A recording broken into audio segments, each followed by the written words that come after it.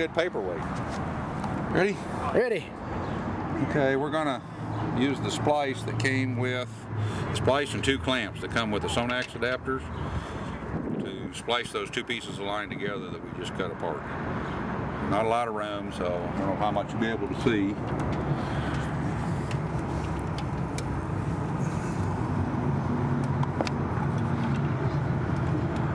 And the clamps can go either side. I like to put them towards the inside because there is a little bit of stuff over here where it's going to be that it could possibly rub against. You may have noticed I try to keep things away where there might be any rubbing. When they rub together, it's never good.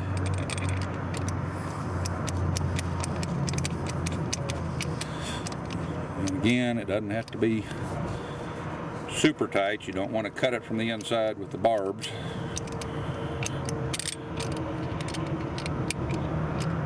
But it does need to be snug enough that it won't just slide off of there. There's not a whole lot of pressure here, so don't overdo it.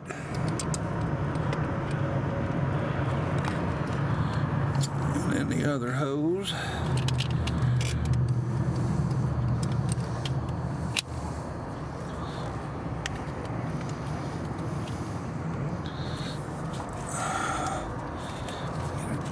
Around here where I can get to the clamp.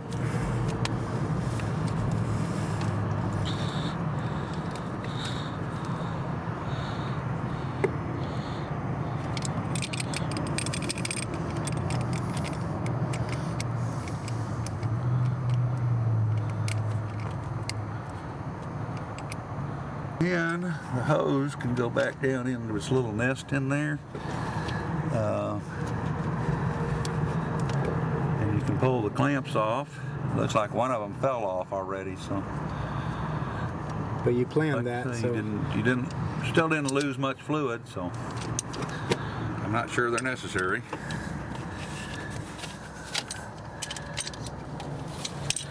Anyway, you can see the hose down in there, and you'll notice, I don't know if you can see it or not, but there's actually a kink in the hose back here. Okay? It's not going to hurt anything. These hoses are super soft, flexible, and all that stuff. And it doesn't require any flow through there. You're just bypassing something that was there. It has several other paths it can take, so it's not going to create back pressure or any problems with anything. Here's something I found recently on mine. If you look down in here, you see this hose clamp, and there's some wires right behind it. These 2 connectors are for your valve timing adjustment. It's only on the 200 horsepower engine, 201. It's not on the older ones, so you don't have to worry about it. But the new ones, you want to be careful that this doesn't ride over next to it where this hose clamp can wear into the wire. If it does, it will give you a P0013 code. And it will do it repeatedly until you get the clamp away from the wire and fix it. And this one looks okay here, but this one back here is awful close. So I think I'm gonna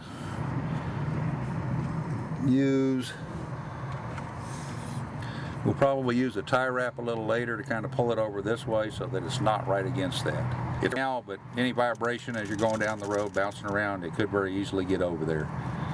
And there's also a vacuum hose here. No, excuse me, that's electrical hose here. We don't want to, electrical line here we don't want to get hooked into. I just put a tie wrap in there, bigger tie wrap, to hold this away so that those, I was talking about a while ago, so those clamps can't get too close to the wires over here and possibly rub a hole in them. I just snugged it. There happened to be a little good place here to hook it. There's a little hook there. And if you need to get down in there, you can actually, might be able to just slip that off of there. And it should hold that hose out of there with no problem.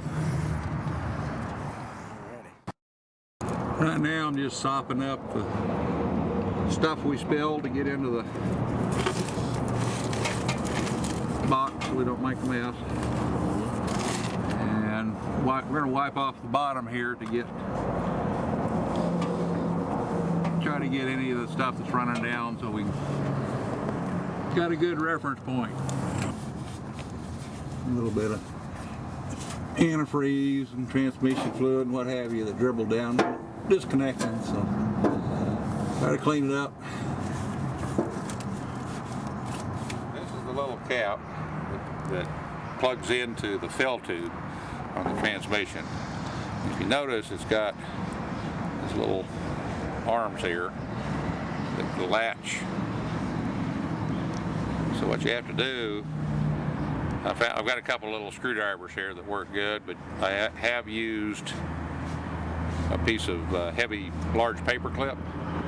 You got to do both sides, and you've got to kind of squeeze them together to get both sides out before you can pop this out of the tube in there.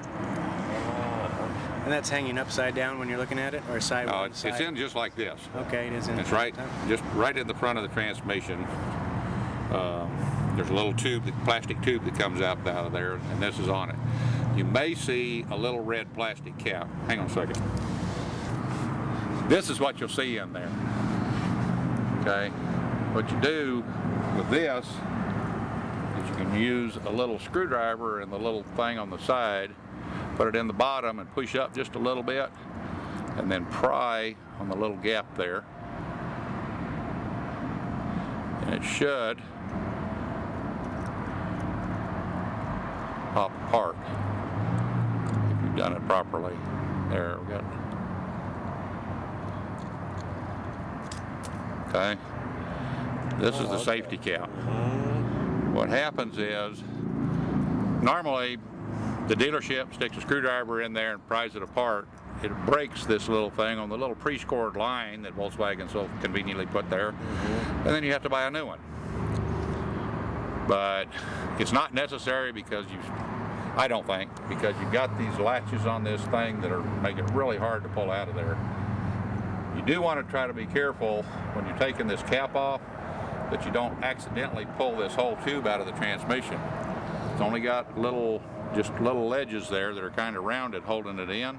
Yeah. And if you pull this out, then you've got an open hole there, and there's normally dirt and garbage around this that could fall into your transmission pan. It's not a catastrophe because it's going to fall into the fluid, and that fluid has to go up through the filter before it gets to the transmission. But just for information. Handy dandy little transmission filler. It doesn't have to be quite this long. Originally I made it with a short tube, just long enough to fill, because I had a dipstick. I could fill it at the dipstick tube. And then I realized if I made it a little bit longer, I could also fill these. So now that we've got that cap off down there, we just kind of stuff this down in there for the time being. And then we have to go underside to actually insert it into the transmission.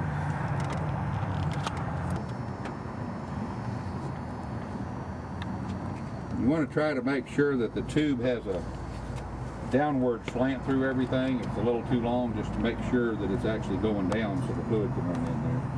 Try not to have any dips in it. Got it? Give it a go. I have found that installing these, it takes about 3/10 of a liter to top it off. If I don't have a dipstick, it's hard to creep up on it. So what I do is add half a liter, half a quart, and then when I get it up to temperature, we'll drain the excess. It's a one-shot thing when you do it that way, instead of having to thread this tube down in there several times and trying to get it exactly right and all that. So how much fluid you putting in? Huh? How much fluid are you putting in, you say? I'm going to add half a quart. Half a quart. Yeah. All right. It's going to be too much, but it's easier to drain out the excess than it is to add some more later. Gotcha.